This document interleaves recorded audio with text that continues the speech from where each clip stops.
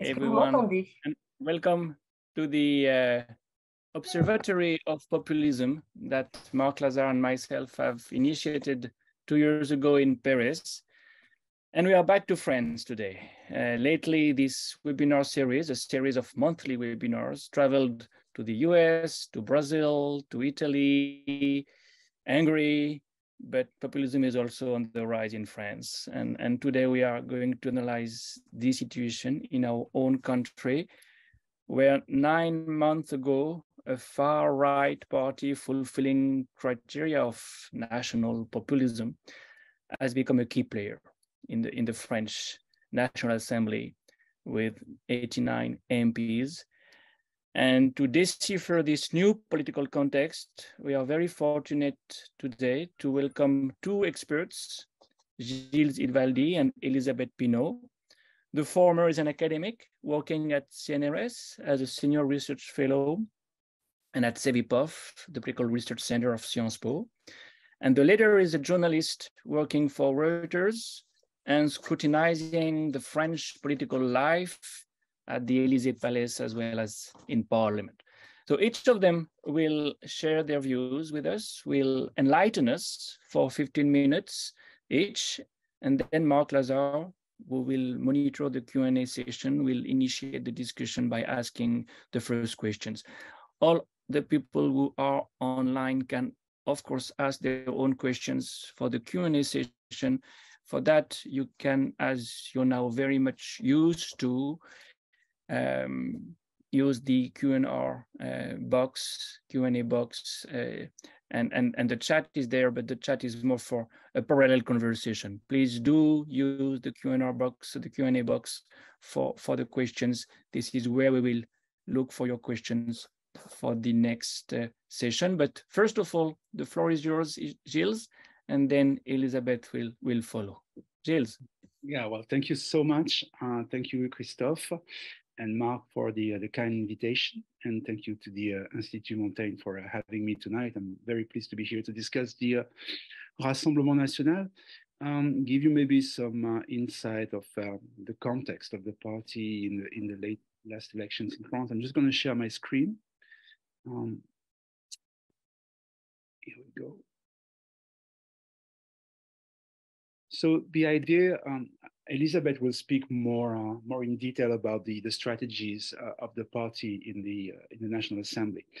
What I wanted to do is just look at a number of important aspects. First of all, just to remind you of the electoral consolidation of the party, that this victory of the RN in the last elections in France didn't come from nowhere. It's the result of its electoral consolidation over the years, and I think the local entrenchment of many of its now MPs. And of course, I would like to discuss 2 very important things, because I think they inform the understanding of the current strategies by the party in the National Assembly. The first one is now the famous and so-called strategy of de-demonization, which I'm pretty sure you've heard about quite extensively. And the other one is what I call social populism, and that's how the Rassemblement National under Marine Le Pen has shifted to the left on the economy. And I think these are the 2 aspects that will inform the positions that the party takes in the National Assembly. Very quickly, that's a nice picture of those 89 RN MPs that were elected last June. Just to remind you that in this election, in the legislative elections of 2022, the Rassemblement National won 18.7% of the first round vote, which is the highest that the party ever got in a legislative election. And of course, this allowed the party to achieve this unprecedented victory, winning 89 seats. And before, the party had just 8 seats, and before that, there were virtually no far-right MPs in French Parliament, at least since the mid-80s. And of course, we all remember that in those elections, we had very high abstention rate and a very strong negative voting against the incumbent president and his party Ensemble. And what we've seen is also the waning of the Republican front, which I think is at least partially a result of this de-demonization strategy of Le Pen's party. But if we just go a bit further, and if we go beyond the 2022 elections, and I hope you can see the chart, what we see is that the rise in support for the party in legislative elections actually started nearly 15 years ago, in the early 2000s.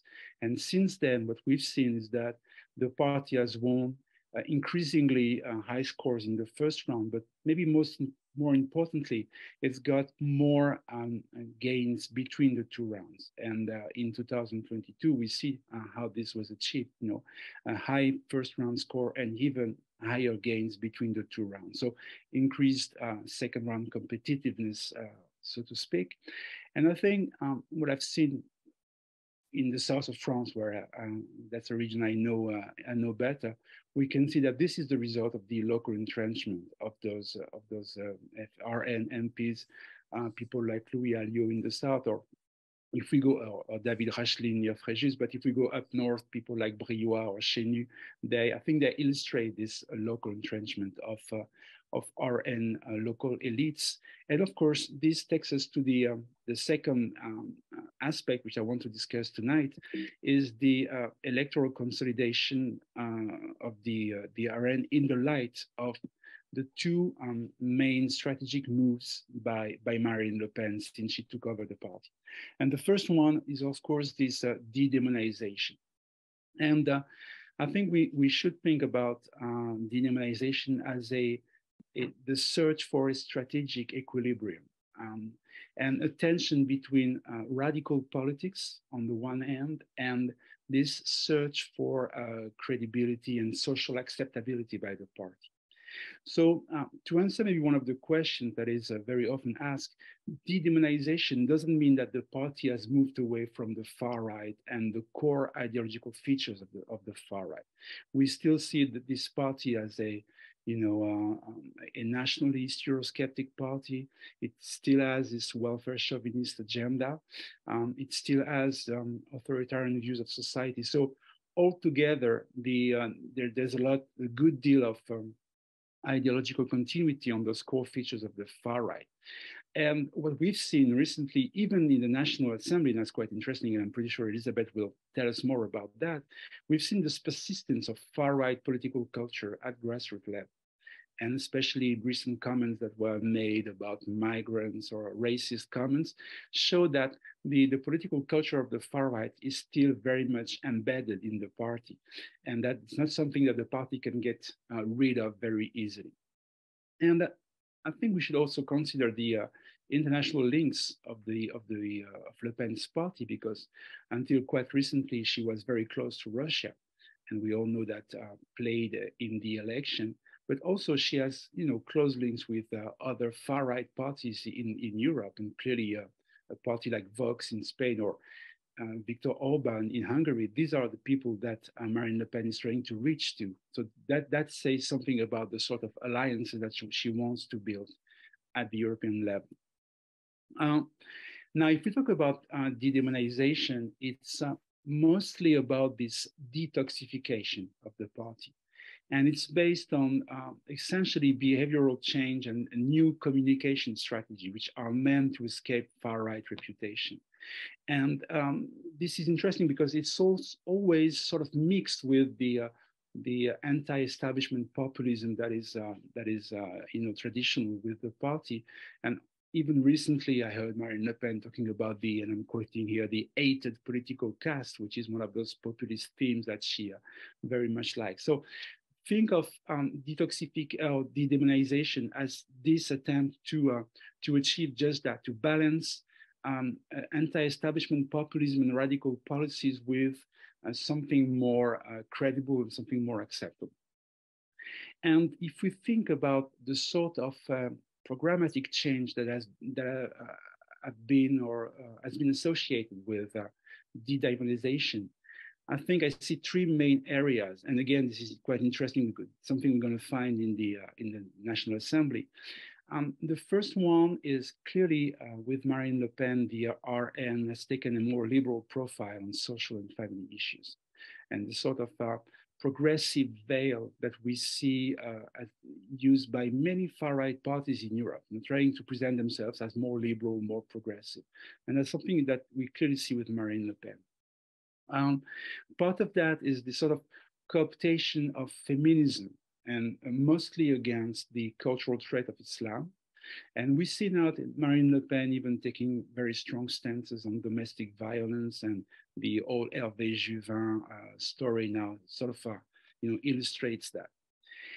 And maybe the last thing I wanted to emphasize here is something that has been very clear in the last election, is that the blurring by the party of its previous Eurosceptic positions.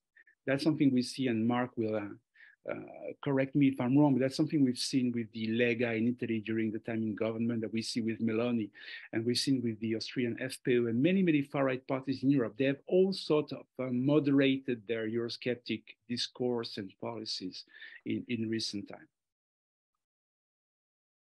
So the other aspect I wanted to discuss tonight, and I hope I'm not being too long here, is social populism, because together with de-demonization, another very, very important aspect of the rebranding of the RN by Marine Le Pen has been the increase in salience of socioeconomic issues.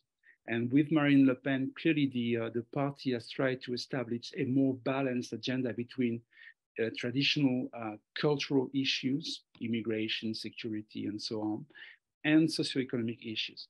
And this has been, associated with a clear shift to the left on the economy. That's something that I've, extensively analyzed since 2012, and even before that.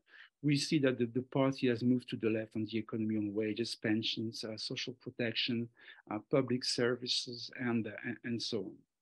And in the 2022 elections, we know that Marine Le Pen took a very strong emphasis, or placed a very strong emphasis on the cost of living, which was the #1 issue. And if you look at the small chart on the right of this slide, you can see that for Le Pen voters in 2022, the first issue, the most important issue, was the cost of living for over 2/3 of them, then immigration and pensions, right? Which is a change from the past, where you would find, crime and security at the top of those concerns for far-right voters. And recently, and Elisabeth will definitely tell us more about this, but we've seen that Marine Le Pen has been strongly opposing the pension reform, and she has voted, a party has voted the law on purchasing power in July, which means that she's been pushing this sort of social populist agenda, not only in terms of her policies, but also in terms of their votes in the National Assembly. Maybe very quickly, can we illustrate those two pillars of the new RN, that is de-demonization and social populism? And so I just looked very briefly at a number of proposals or amendments that the party has been making in the National Assembly.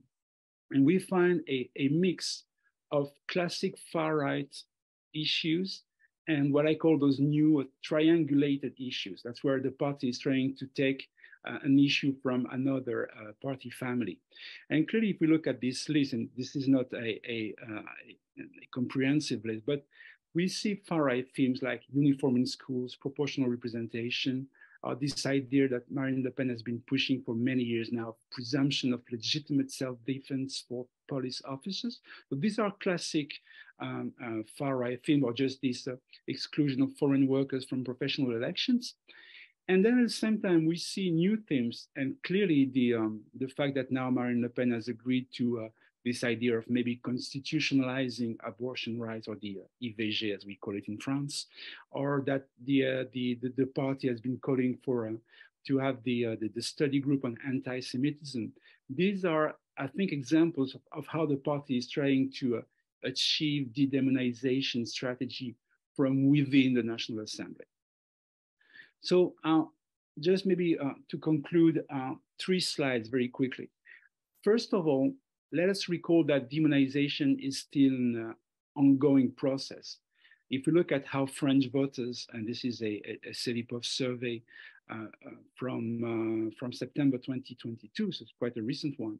If we look at how voters see the party, we can see that still a majority of people in France see the party as a far-right party, as a party that is a threat to democracy and a party that is xenophobic.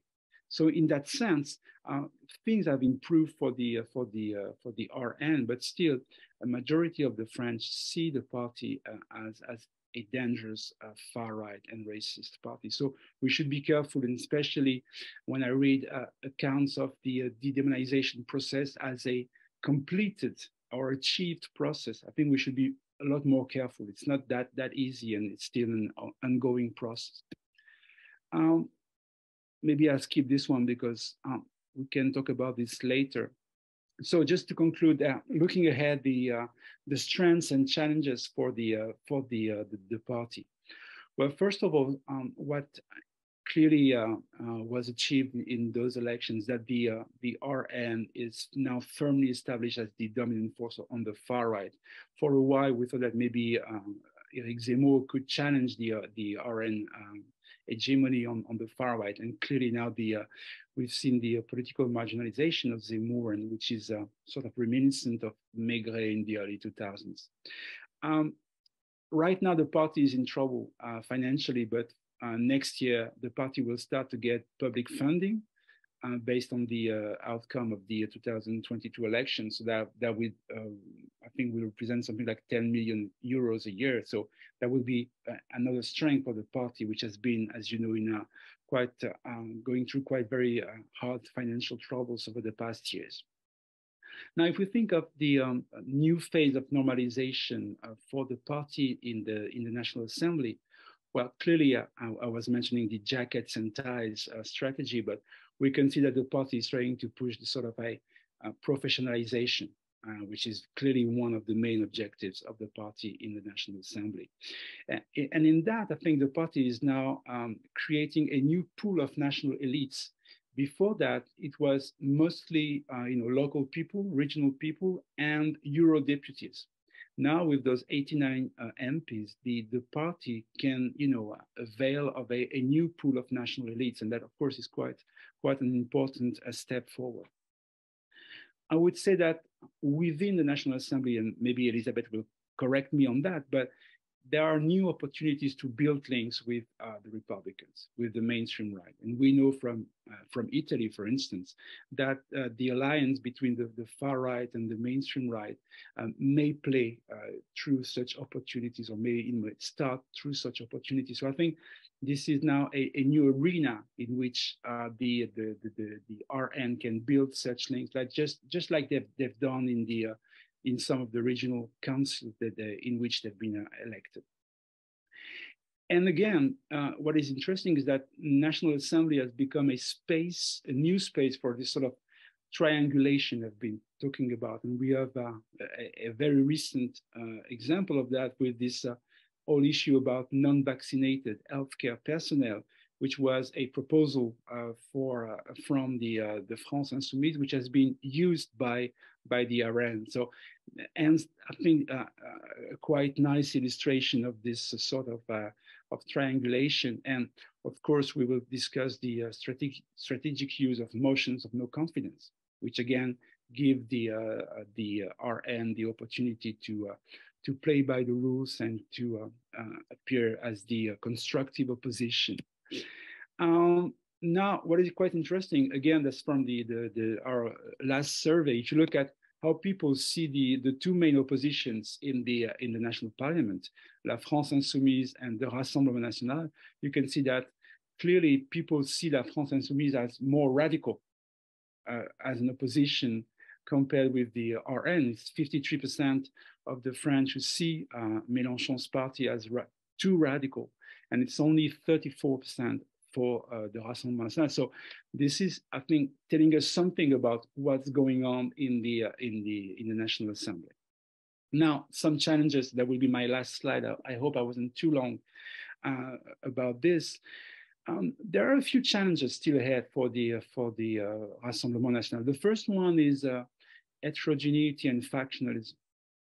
we always have to keep in mind that the far right in France has been traditionally highly factionalized and divided over issues, over political ambitions. And we see now, it's very subtle at the moment, but we see that there are lines, new lines of divide within the party, Alliot versus Bardella, but mostly the northern people, Briouat and Bild, against the newly elected president and young president of the party. So maybe these new lines of divisions will play out in the future. That would be interesting to monitor those new divisions and the new factions that seem to organize within the party. I think there is maybe some sort of north-south ideological and strategic divide. Because I think people in the South, I mean, the RN people in the South, they are much closer to the mainstream right, for historical reasons, and I can come back to that later if you want.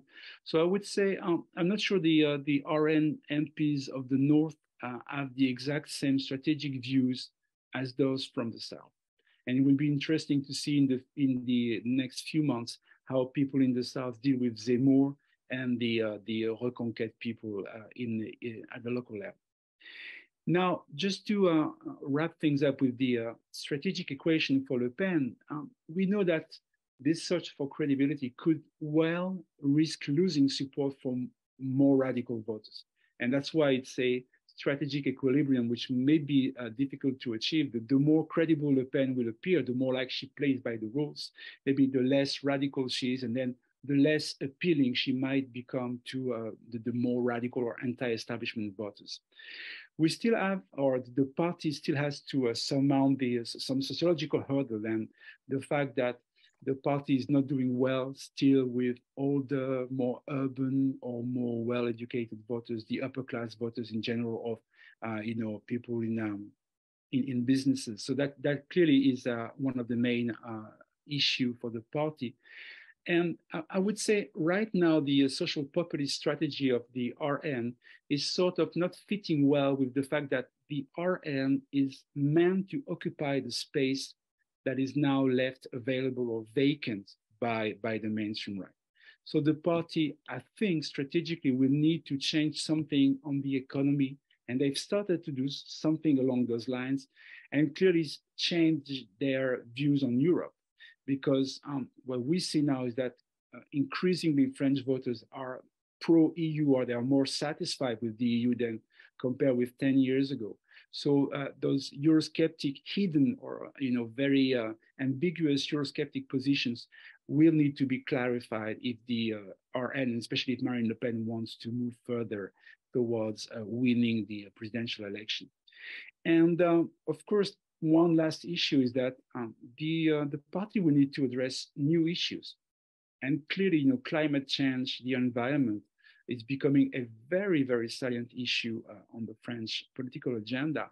And right now, the party has very few responses beyond this idea of localism or economic nationalism, or even climate change skepticism. So I think that would be another big challenge. And I think Bardella has started to address that challenge, and they have to rethink their positions on climate change and the environment. So altogether, new strength, but quite a few challenges ahead for the years to come.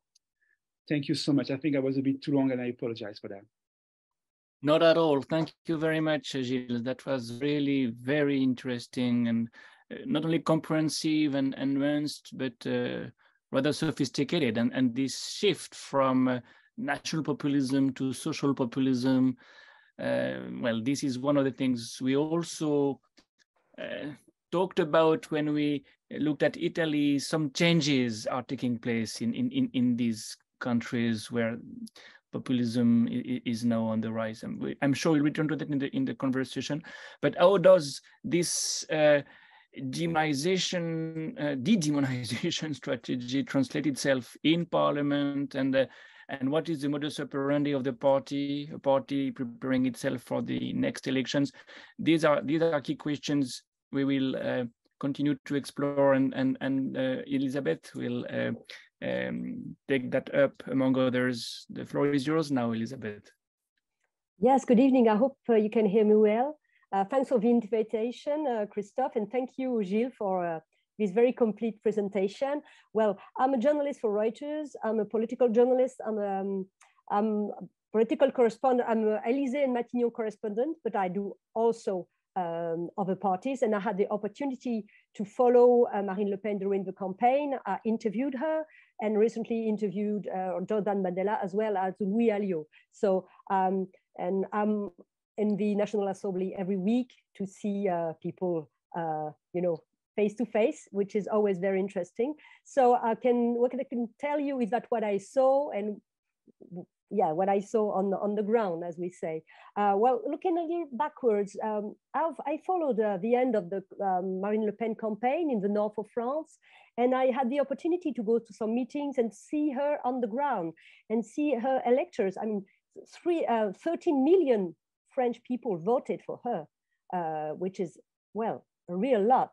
And this time, you know, it was not like 20 years ago when Jean-Marie Le Pen was against Jacques Chirac for the second round. The people were not in the street to protest. The situation is so different now. And what surprised me was all those people surrounding Marine Le Pen who softened her image. You know, very nice with the people, with the dogs, with giving selfies even to veiled women. And her electors seem to be, you know, small wages people, civil servants, prison guards, nurses, bakers, housemaids. And it was interesting to see the link that they had with her. And then she won. Well, she won she won. She didn't win, but she had 89 MPs, and that was a surprise at the time because the polls were expecting like 30 or 40, and Marine Le Pen was the only one who would say, I can have 100, and nobody would believe it. So I think this figure of 89 was really a surprise. And I remember the day when they arrived in the assembly, you showed the photography, I was there, and right away she asked her troops to behave, you know, having a tie, being, you know, not like those wild people of La France Insoumise, but she likes to present as, you know, some kind of hippies who just wear t-shirt and all that. It seems to be a detail, but it is not. I think when people watch TV or when you talk to people in the campaign, the way they look it matters. The way they talk, the way they look matters. Marine Le Pen was the president of the group. It was, well, before they just had 8 MPs, and this time they had 89. So that was a big difference. There was the second opposition group in the parliament. They had 2 vice presidents right away. Among them was Sébastien Chenu, who was a well-known figure. And well, as you said, they said that they wanted to work and really straight away presented themselves as serious people who wanted to be constructive. No radicality. Radicality is for Zemmour, is for La France Insoumise, but we are not like that. They just said that. They wanted people to forget all the past and renew, look really like a new group, a new movement, and they really behaved the first week. As you said, they voted for the cost of living tax along with Renaissance in the summer. And Marine Le Pen, yeah, well, she's now she's called Presidente Le Pen. She talks at the question to the government. It's always a little solennel when she talks. And she said, we want to be constructive. Of course, nobody wants their votes, you know. It's an embarrassment for Renaissance, it's an embarrassment for La France Insoumise, for everybody when le Rassemblement National says, well, yes, we want to vote with you. And that's what they did several times. For instance, last week, there was this text about the squat to punish the illegal housing. And le Rassemblement National voted along with Renaissance. They were the only ones to vote that text. And this happens from time to time, but well, in Renaissance, they say, we don't want to depend on their votes. That's what we don't want. They vote with us if they want, but we don't want to ask them anything. They really try to avoid this.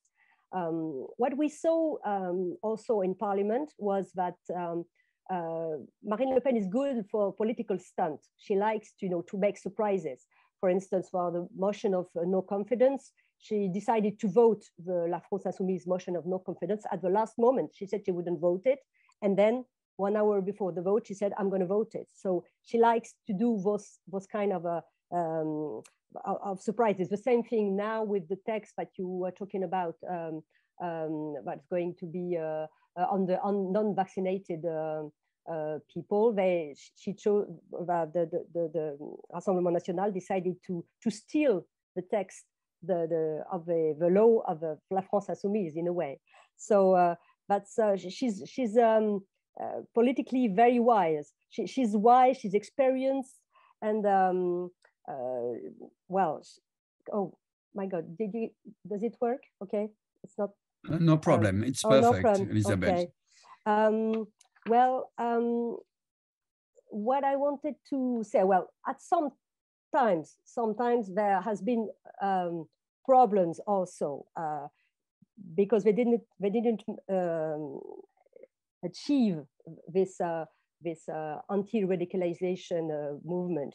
For instance, this incident with the racist sentence said by a black MP. Well, there was a black MP talking about a boat full of migrants that didn't know where to go in the Mediterranean Sea, and somebody, an MP from the Rassemblement National, told him, go back to Africa. And of course, this everything stopped at the National Assembly, and there was a sanction. The Rassemblement National MP was expelled from the National Assembly for 2 weeks.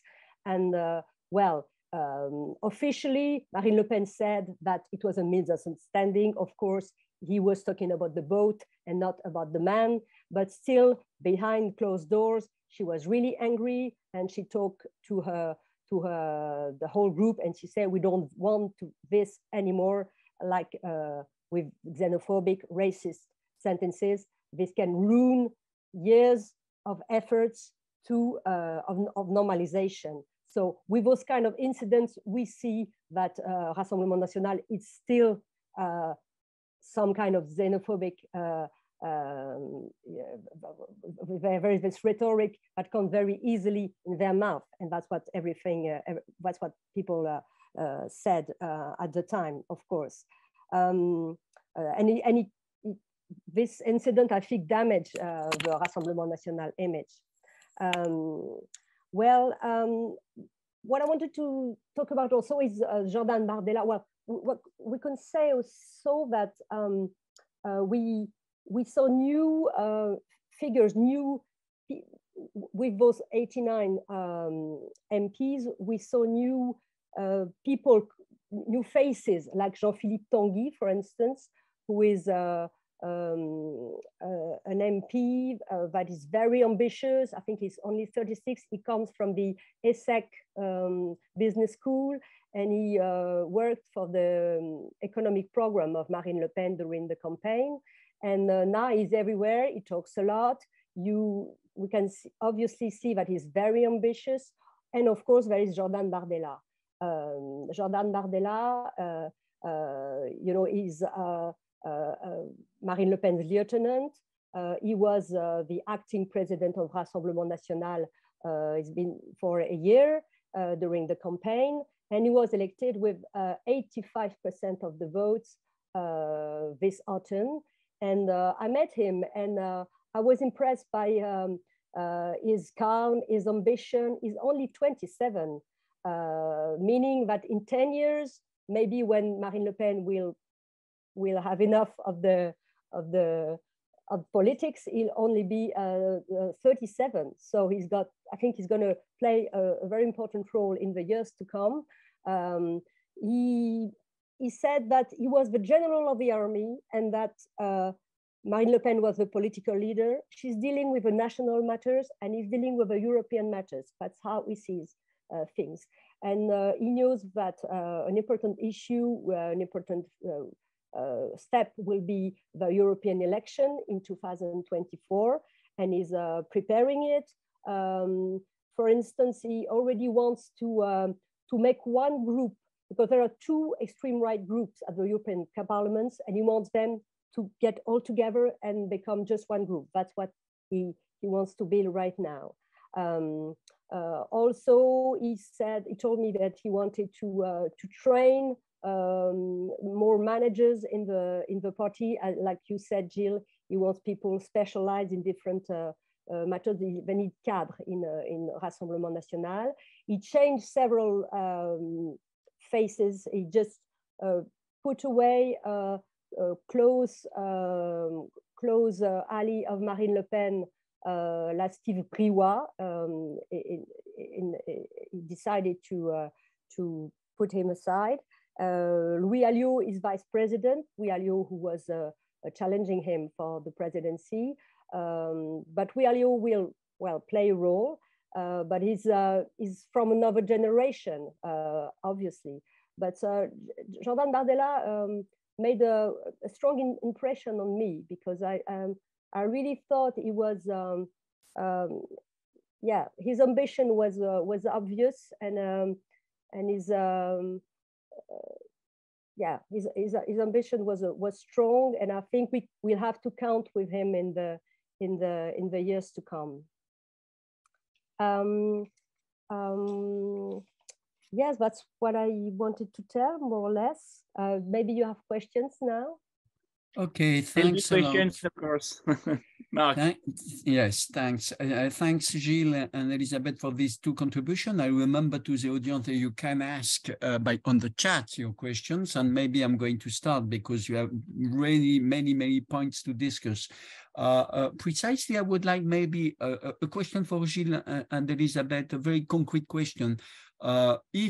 Gilles, do we have some information about the sociological profile of the members of the Parliament of the Rassemblement National? Do we have yet some information to see precisely if this strategy of credibility has an impact on these deputies, or more exactly the opposite? I mean, do these members of the Parliament are able to embody and to realize this strategy of credibility? For instance, do we know, Elisabeth, which kind of attitude have these members of the Parliament in the Commission, not only in the National Assembly, but do they participate to the Commission? And what do they do? Are they in an attitude, positive one? I mean, positive to be constructive in the different commissions? Do we know, for instance, if there is a kind of repartition of the role of the members of the Parliament, some good guys and some other bad guys, for instance?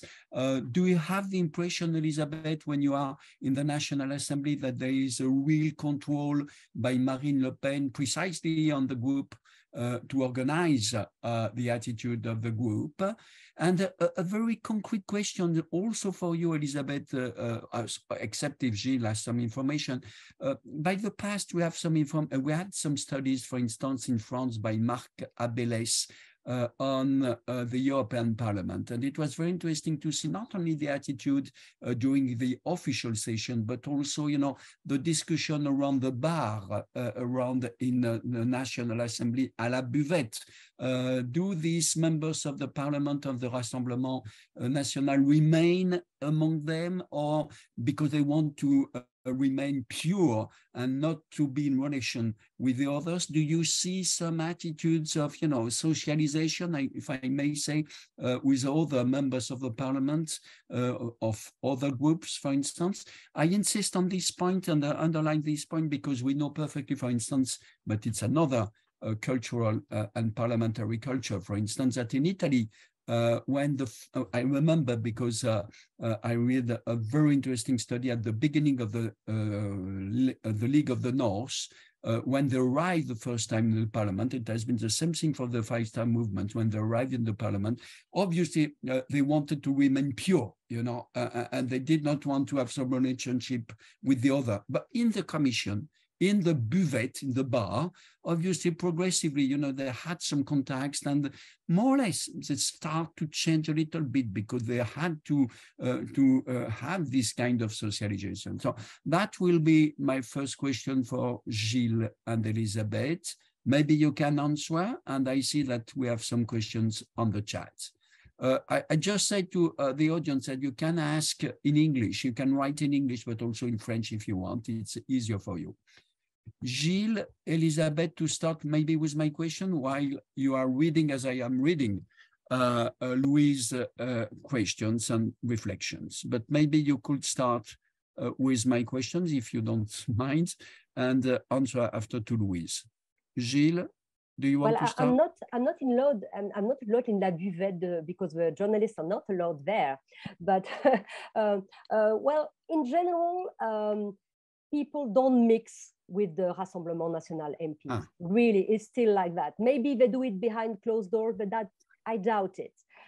It's still taboo, you know. And but we have, excuse me, taboo of the other members of the parliament, or taboo also for the Rassemblement National members of the parliament? I would say more from the others. You shouldn't be on the same picture. You're not in the same team. And what happened with, you know, this charity football match that it was in September and October. They did a charity football match with MPs from all sides and some football players. And at the very last moment, people from La France Insoumise say, well, we're not going because we don't want to play along with Rassemblement National. And that's something that was done years before. You know, they were in the same rugby team, but this time that, you know, it was a political,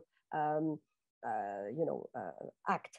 And of course, la Rassemblement National said, well, what? We were elected by the people, we were elected by, you know, by the French people. This is stupid. And many others also found that it was not a good idea. But really, I think people don't want to be seen, photographed, or they don't want to have a glass of wine with the Rassemblement National MPs. No, I don't think so. They stay among themselves. And as you were talking about well, I think they work. They want to show that they work. But we always see the same faces from the Rassemblement National. We see Sébastien Chenu, Marine Le Pen, Jean-Philippe Tanguy, but not many others. There are, you know, out of 89, we see maybe 10 of them, but the rest is rather hidden, I must say. It's something we don't know them very well, and we don't see them. But I think locally they are on the ground and they work. I haven't heard of an MP or Rassemblement National MP that wouldn't work or that would have disappeared. No. Gilles, do you have a study about the sociological profile of these members of the parliament, yeah, or is it too early? No, we do. I mean, these are that sort of data you can find very easily on the National Assembly website or open data set. Well, let's say they haven't really managed to get those high-profile people they wanted to. I mean, we've just mentioned Jean-Philippe Tanguy, but I would say, and Elisabeth might correct me on that, but he's quite the exception. Overall, these are people with some political experience now, because many of them were regional councillors, they were municipal councillors, they've been in the party, but they don't have the sort of upper class, you know, highly educated or highly specialized or professionalized people they would want to. You remember that the RN has been, you know, telling us this story of this group of secret high-level civil servants who are ready to to work with the party once in power, but we've never quite seen their faces. So I would say the RN has still this sort of deficit of highly skilled people. It's not a professionalized party. It's getting there slowly, but it's not yet professionalized. In terms of the good guys, bad guys, I think we should remember the experience of the Front National back in the mid-80s. Remember, at the time, it was quite interesting because of proportional representation. Jean-Marie Le Pen was elected together with 35 other MPs. And what happened that at that time, we could see there was some sort of division of labor. The people who were coming from the mainstream right at the time were the local notables, and they were playing by the rules. They were the nice guys, to take your distinction, Marc. And at the same time, the bad guys were the people coming from the historical National Front, people coming from the far right, and they would make noise and they would break things and shout in the National Assembly. So there was that sort of good guys, bad guys distinction. I have the feeling that now the party would like to convince us that there are only good guys, and actually they try to behave as good guys. And maybe one last thing, I don't know if the RN MPs work hard in the National Assembly, and Elisabeth seems to think that there are only a few of them that are really active in the commissions and the parliamentary work. And what is interesting is that all the studies of far-right MPs, and especially Rassemblement National European MPs in the European Parliament, have shown that these people, they don't attend the sessions, they're not very active, they clearly they don't care a lot about their activity and their presence in the European Parliament. So maybe it will be different in the National Assembly, but let's say the far right, and especially the Rassemblement National, has this culture or this tradition of not being very active in Parliament, at least in the European Parliament in the past. I remember Marine Le Pen, she was not there during the live. Yeah, of course, she's the best example. Yeah, she's the best example. The last 5 years, she was just not there. And now, well, now she's Madame la Présidente. You know? Are they present on the ground? I mean, in the college where they have been elected? Do we have some information about that? I mean, they are not so very active in the National Assembly, but they are very active with the electors? I mean, as far as I know, yes, but I don't have 89 examples. But as far as I know, I think they spend some time. Yeah, they spend time on the ground, and I think I haven't heard of problems of that kind. Okay. Do you see the question of Louise? Huh? I do not, but if someone can read it to us. Gilles, do you see it? Yeah, in the Q&A. Yeah. Q&A. Okay. Yes. And there is another one by Louise always. As you both mentioned, the RN progressively imposed itself as a major party. Do you see that? Do you read it now? I can read it, yes. Okay. So the question is, to the facts, the questions, the dangerous narrative, great remplacement or confusion between immigration, Islam, and security cannot be expressed as ordinary opinions and contaminates even the traditional right in France. Is it the result of the Rassemblement National, or have we just become accustomed to populist discourse given its normalization over the past years? And she gave some examples in America, Hungary, Brazil, Italy. And there is another question by Louise, and I saw there also Alberto, but maybe Alberto, yeah. Feminist aspect of populism, could you say something about that? I'm super interested on this intersection. It's very paradoxical to me that the woman in French history that came the closest to being elected as our country's first president makes her femininity an argument, while our party repeatedly rejected or abstained from voting for laws favorable to women's rights.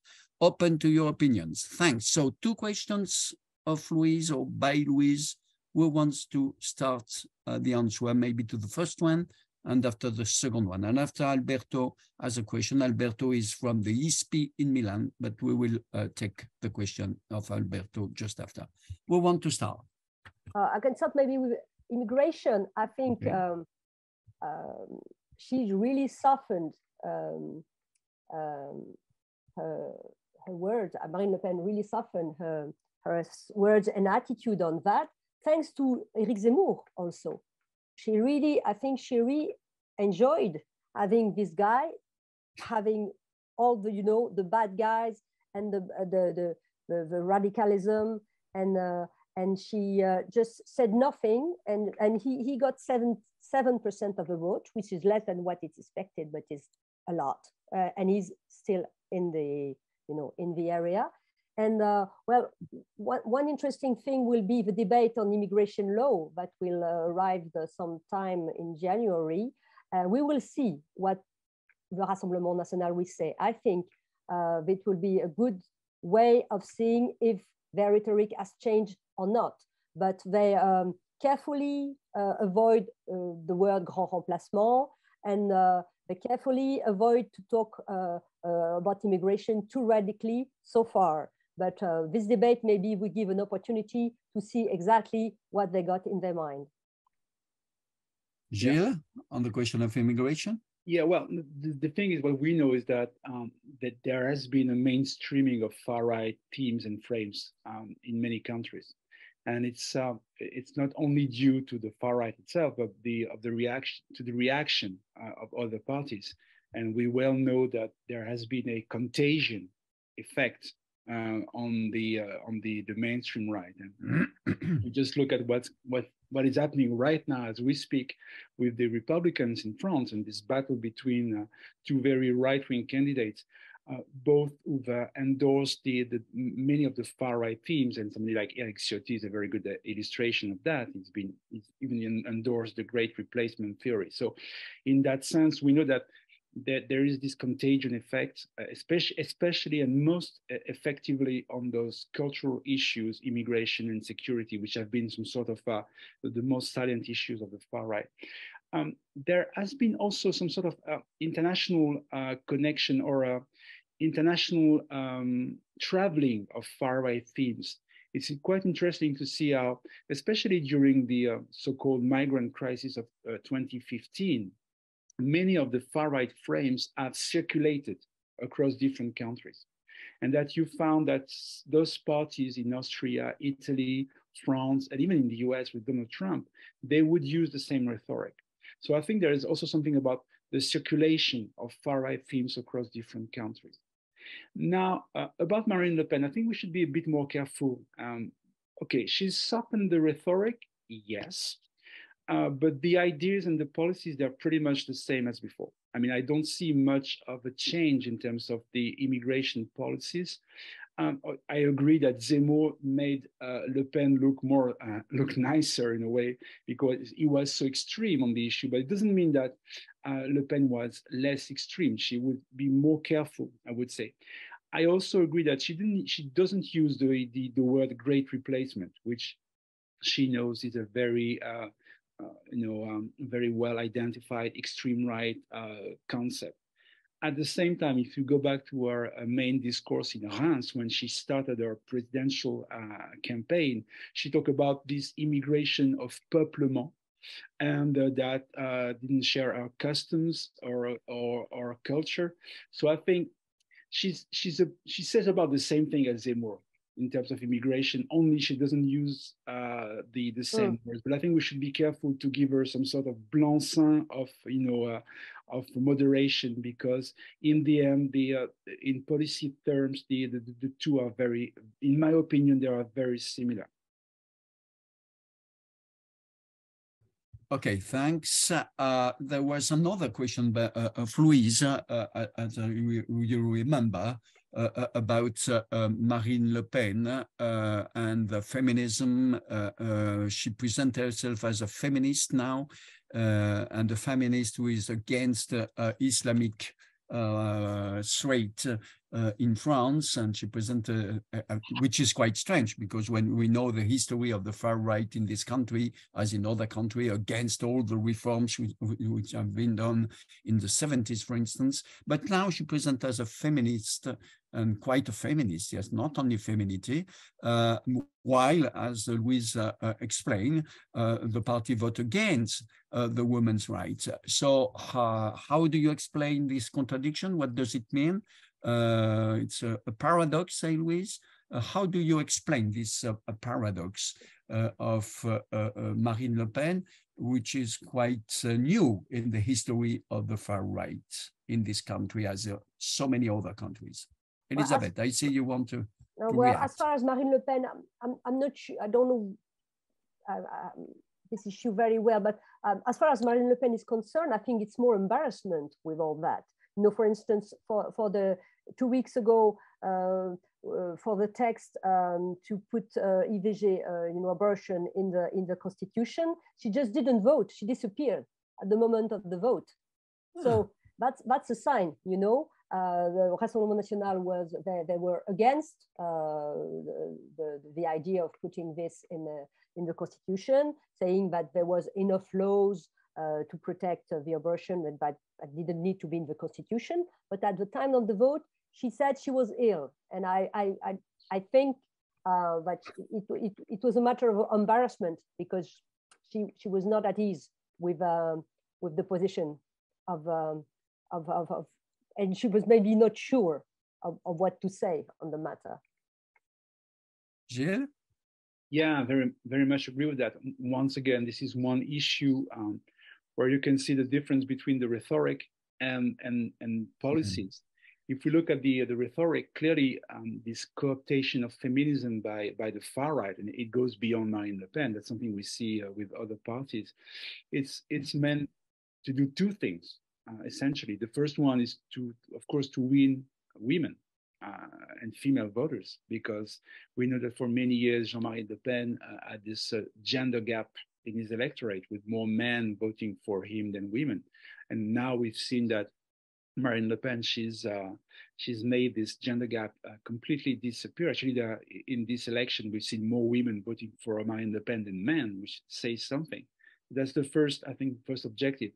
The second one is we have to remember that there is now a connection with the sort of anti-Islam discourse, and this idea that feminism would be under the threat of a you know, culturally retrograde Islam.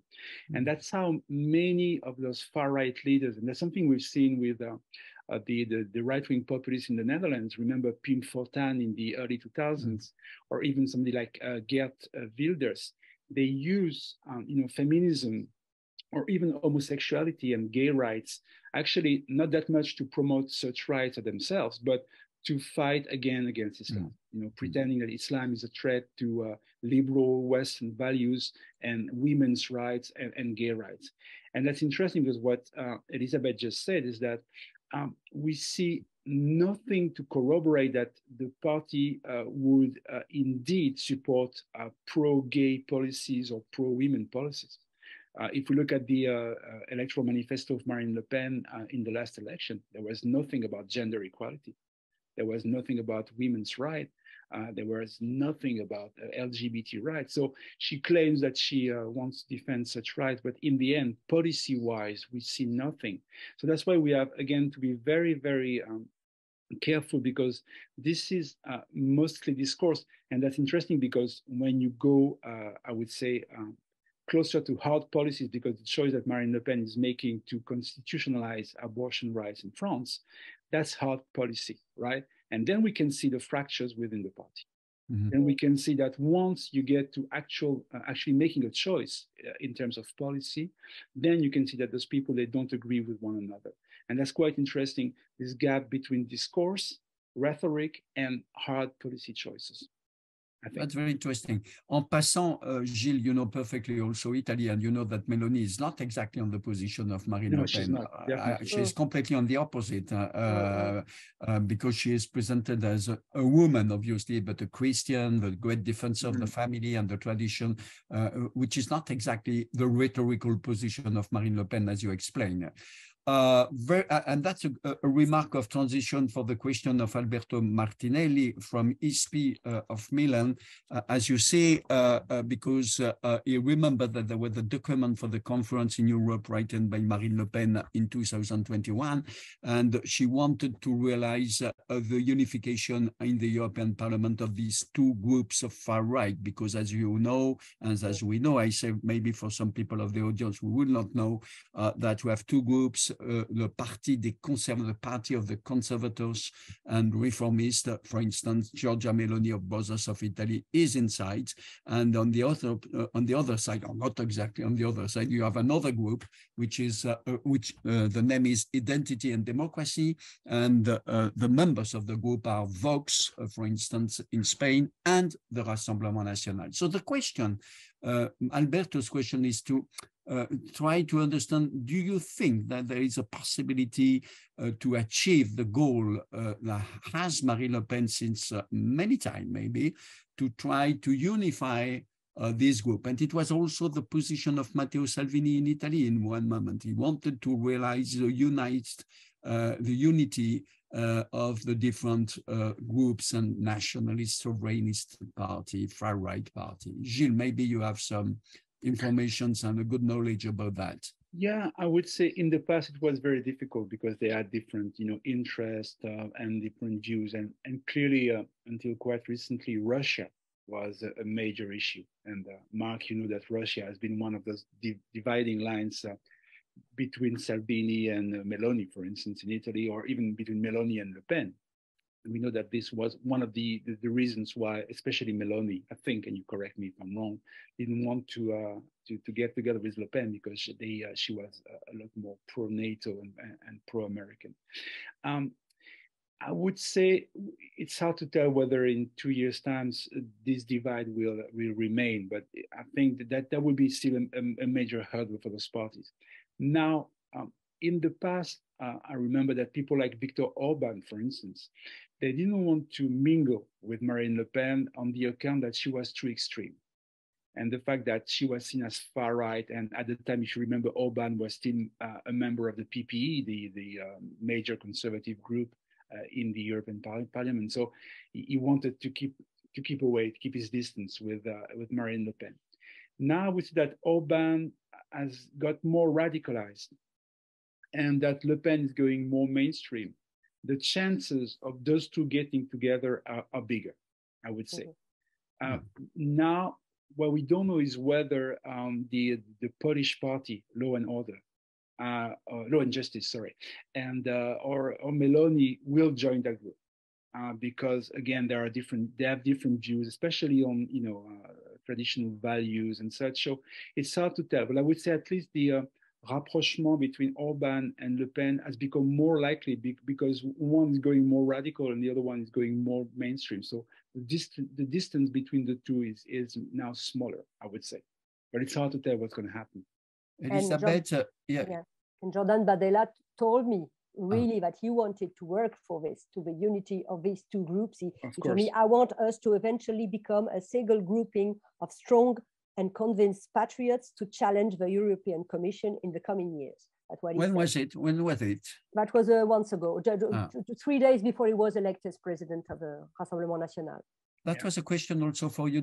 When you do these interviews with some leaders of the Rassemblement National, do they speak easily of the international relations they have with some of these groups in Europe or in the world, for instance, or is it a topic which don't interest so much? Jordan Bardella is interested as a European MP, of Obviously. course. Yes, he wants to take the lead in that. And I think he wants to take the lead in Strasbourg about that. I think he has this ambition to be the one who can make maybe a link. Maybe it's going to be easier for him than for Marine Le Pen because he's a new face. He can start from scratch and make links. When I met Marine Le Pen in I don't know, it was in April. I tried to talk about Putin, and she dismissed it. She said, well, I just met him 10 minutes in 2017. You cannot call us friends. But I remember in the speech she pronounced in September, she was talking about this patriot wave in whole Europe. She felt encouraged by what's going on in Sweden, in Italy, in Hungary, in Poland. She didn't mention, I don't think she mentioned the leaders one by one, but she felt, she felt encouraged by this patriot wave in Europe. That's what he said. Thank you. Christophe has different questions for you. Yeah, thank you so much for this very rich conversation. A couple of questions which hopefully are not anecdotal. Well, one about another young person. Elisabeth, you mentioned Bardella as a very young man. well, Marion Maréchal Le Pen is also a very young person. Is she still somewhere in the picture? If we project, if we look at the coming elections or beyond the coming elections, what kind of role, what kind of relationship with the RN and within the RN, of course, Marine Le Pen herself. Secondly, another issue that maybe is more of a question for Gilles regarding Zemmour supporters. 7%, it's not a small achievement. Is there a kind of pool, some resources for the RN, or is there a real gap between these two branches, or if you want, types of far right politics, sociologically, ideologically? That would be, of course, an interesting question to explore. And simultaneously, in fact, what about les Républicains? What kind of overlap on that side? What kind of maybe breakaway faction? Who could join or support RN or make some alliance with the RN? And in the assembly, do we see? They may not play football together, but they may possibly show some proximity. And of course, this is something that will be factored in after the election of the next president of Les Républicains. But if, for instance, Ciotti is defeated, let's speculate what can happen. And we encourage you to speculate. We encourage you to take risks and tell us what next. Elisabeth first. Yeah, maybe please. on Marion Maréchal, I asked a question to Marine Le Pen in spring. I said, well, what about Marion Maréchal? She's your niece, it's family. Est-ce que vous lui tendez la main? Do you? And she said, yes, of course I do. So that's her answer. So she's not insulting the future about Marion Maréchal. And this is not the case for Éric Zemmour. She's very resentful. No way, she doesn't want him at all. Éric Zemmour, when Marine Le Pen lost, he said, well, another Le Pen lost again, and she won't forgive him for this. But as far as Marion Maréchal is concerned, I think that there could be a reconciliation someday. That doesn't seem impossible. And Marion Maréchal is still in the landscape. We see her on TV, in the medias almost every week. She doesn't talk about Zemmour. She talks about her ideas only. So, well, I see a possible bridge between Marion Maréchal and her aunt someday. Gilles?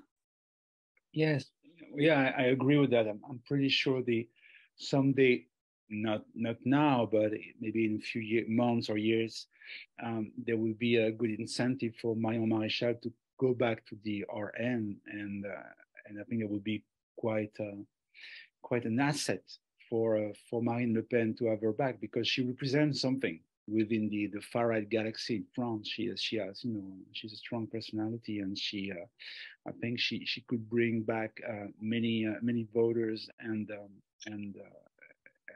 more than voters, actually, elites and members, people that will work within the party. That's something she could do. And she opened the school. Yeah, of course. Yeah. And but that's about the only one that Marine Le Pen will welcome, because I'm pretty sure that all the others who defected to Zemmour are no longer welcome. And they won't. So, but yeah, Marion Maréchal is a different matter. To answer your question, Christophe, about the Zemmour, yes, of course, 7% is not negligible. It's quite an achievement, especially when you're competing with Marine Le Pen. What we've seen is that in this election, people who voted for Zemmour, they massively voted for Le Pen in the second round, or even in the legislative elections. especially in the south part of France. We've seen that in those localities where Zemmour or the Reconquête candidates did well, then there was a boost in support for the RN in the second round. So yeah, the link is quite obvious. Now there are a number of issues, a number of differences. One very important difference is about the economy. Clearly, in terms of voters, what we've seen in our surveys is that Zemmour voters, they are a lot more right-wing on the economy. And that clearly makes them different from Le Pen voters, who are more to the left on the economy or more to the center. People who chose Zemmour on the economy, they're very much right-wing. The other thing, and that's more at the level of the parties themselves, we know that Zemmour and Le Pen, they have very different strategic views. As you know, Zemmour really wanted to do it the Italian way. That is this sort of junction between the far right and the mainstream right. And clearly what Meloni has achieved in Italy was the dream of Zemmour to bring together, the mainstream and the far right. Marine Le Pen, at least for the moment, maybe that will change with her spending more time in the National Assembly and mingling with the Republicans. But so far, she doesn't want to ally with the Republicans. She wants to build that sort of cross-cleavage coalition beyond left and right, which has been some sort of recurrent theme of the FN since the mid-90s. No left, no right, neither left nor right, but a sort of patriotic coalition. So in that sense, she doesn't pursue the same objectives as Zemmour. But that would clearly still set the two parties apart in terms of their positions on the economy, and I would say even more essentially or more importantly in terms of the diverging strategies in terms of what they want to achieve within the French party system. Okay, I don't see other questions, so maybe I would like to be back on the question of the credibility, the strategy of credibility of the Rassemblement National. For instance, taking an example, a crucial example, the pension reform. So what do they propose exactly? I mean, okay, they can be against the reform by the government, but what are exactly the proposition? Because it's going to be a crucial point. From one side, they want to be a left party, more or less. I mean, to protect let's say like that, the part of the people which is in difficulty for a good retirement. But on the other side, they want to be more responsible, and they have to take in account the situation of the pension precisely. So what can they present as proposition on the pension reform? What are the propositions? Do you have some information about that? I mean, concretely. Well, I don't have much on that, I must say. In general, and Gilles will correct me, their economic program was not realistic, really. They wanted to do huge economy on immigration, but not saying exactly what they wanted to do, what they were going to do. And they want to lower the VAT. But on the pensions, I'm afraid the debate has not started, and I don't have information on what they want. They are against the change of legal, the 65 change to get a full pension. But I don't know what they want to put in the text, really. Do you, Gilles? Well, the thing is, first of all, if we think about those far-right parties, one thing we know from the research that has been conducted on those parties for many years, that they tend to blur their economic positions, because those parties, they primarily compete on cultural issues, immigration. So they don't usually take very clear stances on the economy, because they know these are adverse policies. Marine Le Pen has made a slightly different choice. So I don't know what she intends to do, but I can tell you what she wanted to do in the election. If you remember, beginning in 2012, so in the post-financial crisis period, she really kept with this idea of retirement age at 60, which was very interesting because it's been a marker of the left in France rather of the right. So it was quite interesting that she would stand on this proposal, and she did so until 2017.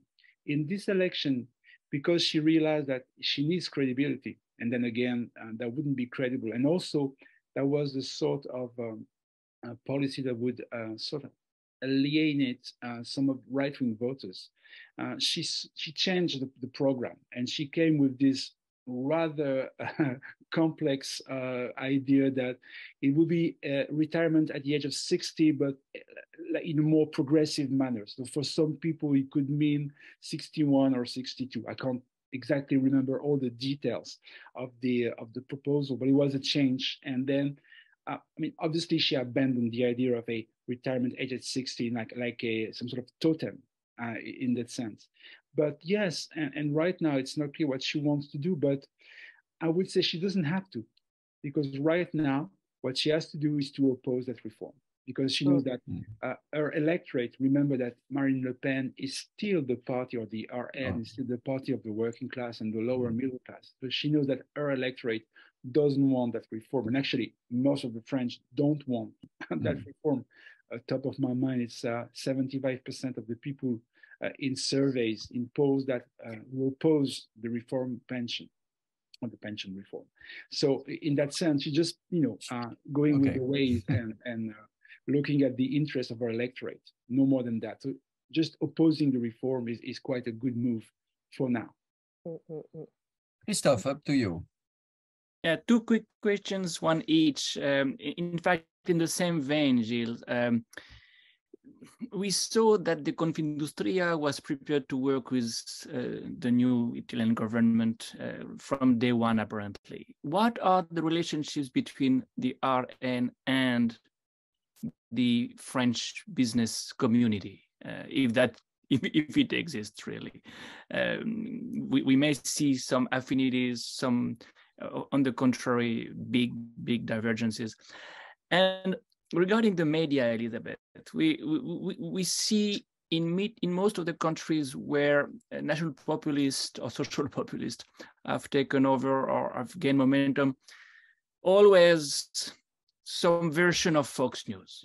There is always a TV channel playing this game. Do we see a French version of Fox News taking shape in our country, and this kind of toxic media also preparing the ground for, well, something new? What kind of impact can it have? And do you see this as a journalist yourself, and this kind of quote unquote competition coming up? Let's start with Gilles. Yeah, well, thank you, Christophe. Well, I would say that the relationship used to be quite bad between the business and Marine Le Pen, and the reason for that is that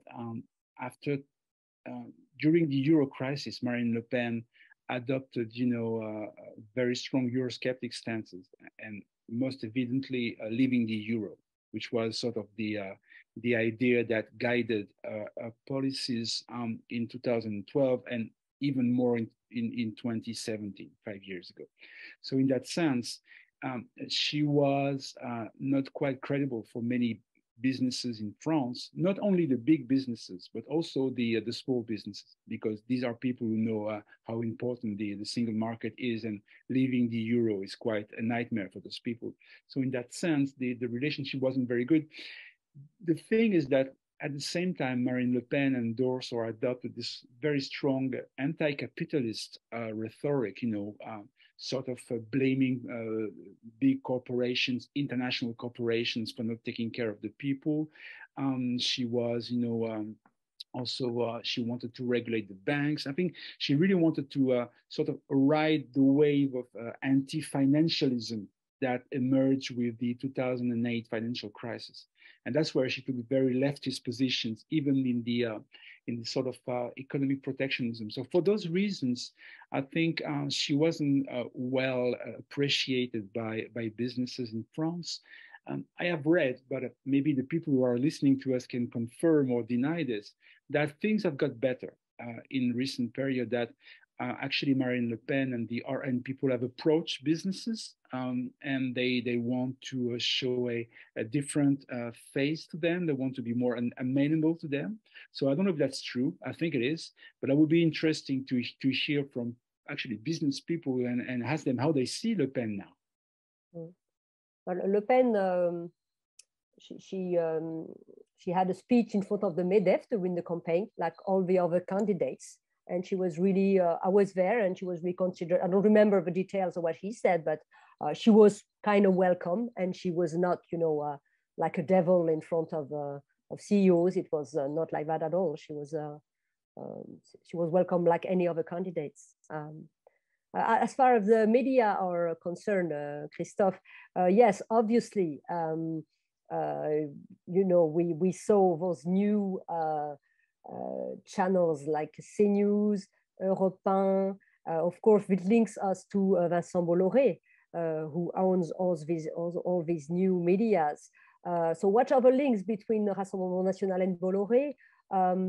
They are not obvious because, well, it's something we ask people around Bolloré, who is a very secret person, but they say, well, he acts really, he has strong beliefs, and that's what he wants. He doesn't play the game of the Rassemblement National. He wants his ideas to be expressed. That's what I was told about him. And well, what I can see in this, well, is CNews, the French folk news, in a way, I suppose so, like the way they debate, the way they talk about criminality every day, about security, immigration. Of course, this Cyril Hanouna, watched by 2 million people every day. But this is France also. This is what the country has become. I mean, people have put 89 MPs from the Rassemblement National, 79 MPs from La France Insoumise. So I think the media, in a way, reflect what the country has become. So in a way, that it follows a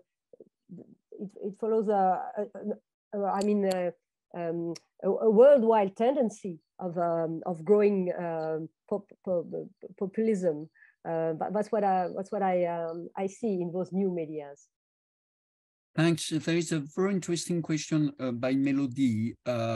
She say, okay, the RN tried to attract some competent people and to have some experts. Do we have some information about what she called infiltration, or we could say also penetration in the public administration and especially in the high civil servants, to try to attract these expert people? And maybe do we have the same thing for the corporate world? Do you have some information about that? That's a big strategy maybe by the Rassemblement National, but what is exactly the result of this attempt to attract some high civil servants or businessmen and so on? Who has some information about that? Elisabeth, Gilles?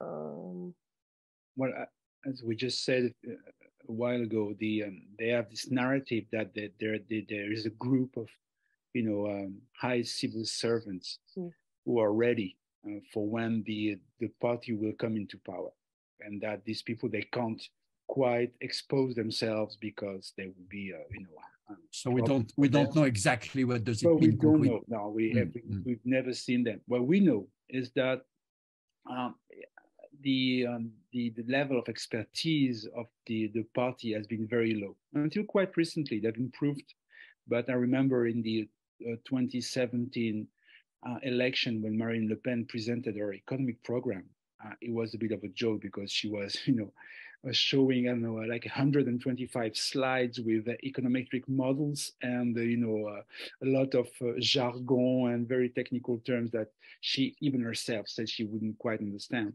So she wanted to, to look like she was an expert in the economy, but she wasn't. And clearly, she had very few people in her party who were experts. I think things have improved, and Elisabeth, mentioned Tanguy and other people like this who've been, I think who've contributed to improving the level of expertise within the party. But still, the party really lacks the sort of economic expertise of other mainstream parties, and that's one of the major problems for the future.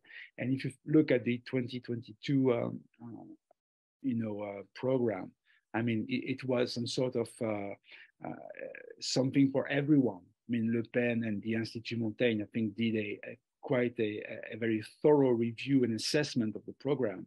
And it was like, no taxes for young entrepreneurs, free transport, and, lowering, increasing the, wages and pensions, lower VAT. And clearly that's why I call that social populism, because it was a populist program in the sense that she was giving gifts to everyone. So in that sense, I think they have to work towards a more expert and more credible program, especially on economic matters. What I know about the Zemmour campaign is that there were important groups supporting Zemmour within the police, within the army, and among the youngsters, I followed Génération Z, the young militants group. And there were many young people from les grandes écoles, we say, like ESSEC, l'ENA. There were some people from there, so I don't know what the bridge can be between Zemmour militants and the Rassemblement National, but police, army, and grandes écoles, there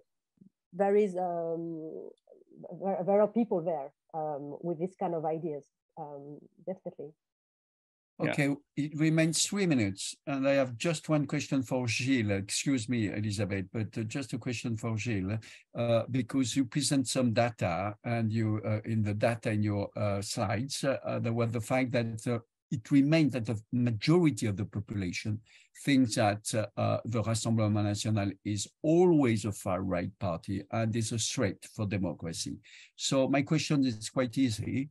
Do you think that these things can change in the perspective of 2027 after Macron's second mandate? I mean, because this is the limit she has, Marine Le Pen, always for the moment. A majority of the French people, even if it's less than before, thinks that, well, she's always from far right and she's a threat for democracy. Do you think that it could change in the 4 years now that we have just in perspective for the next election, the presidential one, obviously? Well, something will change, evidently, because the party is now in the National Assembly. They have a large group of MPs. They're joining, commissions and debates, and obviously they want to play this good guy thing that you were talking about earlier. So in that sense, I think this will have some impact. It's hard to tell how far this will go, but it's meant to have some effect on how the people will look at the party. And already in the survey that I showed, we've seen that La France Insoumise is seen as more radical in opposition than the Rassemblement National. So again, it's just one survey, but it says something about, that something is changing. I think for Marine Le Pen, it's not only being far right, it's also the credibility, because we know that what she lacks is the sort of presidential credibility. People don't see her as having a credible program for government to be president. So it's not only being far right, it's also the credibility. Now, one last thing, maybe, let us not forget that in that election, there was a huge level of negative voting. Just to give you one figure, in the second round, when Marine Le Pen was opposing Macron again, within both electorates, about half of the people simply voted against the other candidates. They didn't vote for Le Pen, they voted against Macron. And those who voted for Macron, they wanted to vote against Le Pen primarily. And that amount of negative voting is clearly something we can understand. And that's something that has replicated in the legislative elections. But it's not entirely sure that that's something we will see in 2020, 27 now, because we might have a right-wing candidate, let's say Edouard Philippe, maybe, and you won't have that same amount of negative voting. So it will be based on policy positions, programs, manifestos, you know, and in that case, I would say it's more difficult for Marine Le Pen, you know, judging from the situation right now, to be a credible candidate against somebody. So I think in those elections, the sort of level of support for the far right was very high, also because of the anti-Macron movement within the electorate. So we have to keep that in mind and not, you know, think that this will replicate the same way in 2027. I think there might be a difference. Thanks a lot to both of you, Gilles and Elisabeth. I think it was a very interesting discussion and conversation. You gave many elements of reflection for our observatory. Christophe, for the moment, we don't have information for the next year, but we will give you as soon as possible because we would like to follow on and to have other meetings about these questions of populism. Christophe, do you want to add a word? No, nothing to add, except thank you a lot again. As Marc said, you really enlightened us from two different perspectives, and that's exactly what we expected. So it's really great. Thank you a lot. Thanks a lot. for the invitation. Good evening. Good evening. Good evening. Bye-bye. Bye. And thank you to the audience.